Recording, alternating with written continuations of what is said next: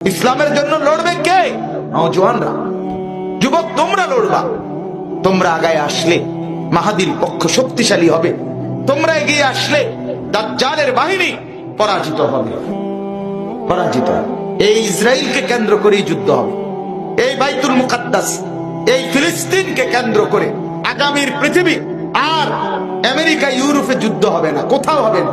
এই গোটা পৃথিবীর সর্বশেষ যুদ্ধ এই ইসরায়েলকে কেন্দ্র করে, এই মধ্যপ্রাচ্যকে কেন্দ্র করে, ফিলিস্তিনের আশপাশকে কেন্দ্র করে মাহাদি এবং দাজ্জালের যুদ্ধ হবে, আখেরি লড়াই হবে এবং অবশ্যই মাহাদির হাতে ইসলামের পূর্ণ বিজয় হবে ইনশাআল্লাহ। সেদিন দেখা যাবে তুমি আসো কিনা।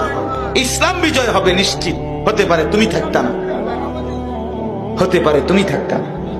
এজন্য আজ যদি নামাজি হও, সেজদাওয়ালা হও, তো তুমি ইনশাআল্লাহ মাহাদিকে পাবে। আর নয়তো দাজ্জালের খপ্পরে বেঈমান হয়ে যাবে। আল্লাহ আমাদের ছেলেদেরকে বাঁচান, মাদেরকে বাঁচান, বাবাদেরকে বাঁচান। আজকের মাহফিল যারা সাজিয়েছেন, আল্লাহ আপনাদের প্রত্যেককে উত্তম বিনিময় দান করেন। আমিন।